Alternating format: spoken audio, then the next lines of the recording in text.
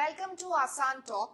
So today we have C. Ravi Mamodia with us. So Ravi recently have written a book around business succession planning. So Ravi, I want to understand कि ऐसी क्या circumstances हुई जिसकी वजह से आपको ये inspiration मिली कि आपको business succession planning जैसे taboo subject पे एक book लिखनी है. Thank you, Monica, for having me on this. So basically, your very interesting question it is because generally इस topic के बारे में कोई बात नहीं करना चाहता. Correct. Generally इस topic के बारे में कोई सुनना नहीं चाहता. Death is something which everybody wanted to avoid. So I really feel that death is something which is inevitable. It is going to happen with everybody. That is the true reality of this life. So what happened in the mid of 2016? I lost my father in a train accident. Okay, sorry to hear that. Yeah, so basically that was a place where it struck me very badly that everything has changed over the night. So basically ऐसा था कि मैंने अपने father को drop करके आया था एक evening back on the train, and the next day morning I just heard about this news, and that this news has really shake the complete life of mine. मैं अभी अपनी practice start करी थी. Practice को कुछ साल ही हुए थे. मैं establish कर रहा था as a chartered accountant Jaipur में अपने आप को. ऑडिटिंग और ये सारे फंक्शंस किस तरीके से होते हैं, कोई बैकग्राउंड नहीं था, वो स्ट्रगल चल रहा था. शादी हुई थी कुछ से 2 साल पहले, एक बेबी हुआ उससे 1 साल पहले, एंड देन सडनली पूरी फैमिली की रिस्पॉन्सिबिलिटी शिफ्ट होकर आपके ऊपर आ गई ओवरनाइट. ये समझ में आया. And how difficult it was, I mean, how you could identify कि क्या क्या उनके assets थे, तो क्या challenges आपको face करने पड़े उस time पे? Right, to take this forward again, तो क्या हुआ कि उसके बाद में जब ये सब लाइफ के अंदर ये सब सडन शिफ्ट आया तो मुझे लगा कि अब after few days past up तो मुझे रियलाइज हुआ कि अब मेरे को धीरे धीरे सारे एसेट्स को बाकी चीजों को कंसोलिडेट करना चाहिए.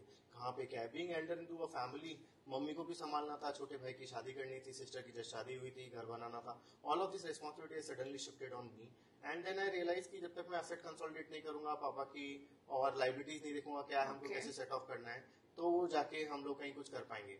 तो आई रिमेम्बर दोज डेज जब मैं अपने सारे पापा के पुराने पेपर्स निकाले, ऑफिस से निकाले, उनके रूम से निकाले, हर जगह से प्रॉपर्टी पेपर निकाले, और हमने कंसोलिडेटेड एक शीट बनाई कि क्या क्या हमारे पास में प्रॉपर्टीज अवेलेबल है, क्या इंश्योरेंसेज अवेलेबल है, किनको पापा ने पैसे दे रखे थे, कहाँ पे बैंक अकाउंट्स हैं, कौन से डीमैट अकाउंट्स हैं. लायबिलिटीज, आई मीन, ये तो ऐसा भी हो सकता है कि सडनली आपका कोई रिलेटिव आ रहा है, वो बोल रहा है कि हमने एक्स अमाउंट आपके पापा ने हमसे लिया है, तो ये तो बहुत मतलब बहुत ही वाइडन है, रिस्की भी हो सकता है. वी कैन नॉट ट्रस्ट की हुज करेक्ट और whose wrong. So true of you. But parallelly इसका दूसरा सेट साइड भी बड़ा अजीब है कि किसी ने पैसे लिए हो तो वो आएगा नहीं आपके पास में ये बताने के लिए कि मैंने आपके पापा से पैसे लिए थे.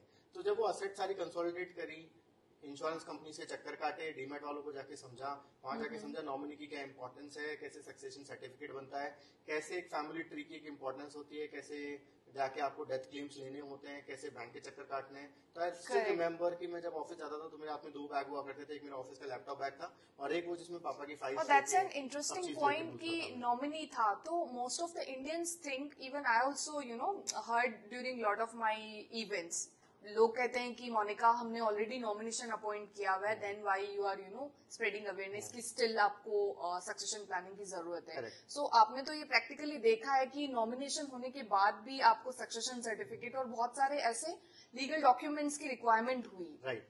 तो वो जब वो डॉक्यूमेंटेशन की खुद ने जर्नी इस चीज को जी, तो मुझे पता लगा कि कैसे सक्सेशन बहुत एक इम्पोर्टेंट है. केवल सक्सेशन के अंदर या नॉमिनेशन के अंदर नाम लिखना इम्पोर्टेंट नहीं है, बट इसकी पूरी जर्नी है. जब मैंने स्पेन को बहुत पर्सनली जिया तो मुझे ऐसा लगा कि चलो इसके ऊपर थोड़ा सा काम करते हैं, कुछ डॉक्यूमेंट करते हैं, कुछ लोगों से जाके इसको डिस्कस करते हैं. एंड देन आई रियलाइज कि डॉक्यूमेंट करते करते I shaped up format of a book, and that really I've started disseminating by that's so great. I mean, yeah, this book is like really nice. Really appreciate you for this. So जो आपने nominee वाली बात बोली वो भी बड़ी interesting है. लोगों को जो ये मिथ है कि नॉमिनी हमने रख लिया इतना बहुत है, एक्चुअली सक्सेशन है ही नहीं. वो तो एक बस टाइम गैप अरेंजमेंट है जो लोगों को समझना चाहिए कि बस हमने वो कर दिया, that is good but not good enough. अगर आपको एक्चुअल में अपना सक्सेशन प्लान करना है तो आपको प्रॉपर्ली अपनी विल बनानी चाहिए ताकि आप अपनी एसेट्स को कंसोलिडेट कर सको, ताकि नेक्स्ट जनरेशन को बता सको कि आपने क्या वेल्थ एक्यूमुलेट करी थी और आप उनको कैसे देके जाना चाहते हो. It is very important task, it is very important responsibility of any person who is running into a good age. मैं 50+ वालों को तो हमेशा रिकमेंड करता हूँ उनको करना ही चाहिए, बट ऐसा नहीं कि यंग एज वालों को नहीं करना चाहिए. माय ऑलवेज रिकमेंडेशन इज कि आपने कुछ भी थोड़ा बहुत कमा लिया है ना, it is better that you should plan for your will. At least बना के रख दो. so that at least people will feel, और आप Correct. कुछ नहीं होगा तो आपके पेपर कंसोलिडेट हो जाएंगे by that process, Absolutely. which is very important for now these days.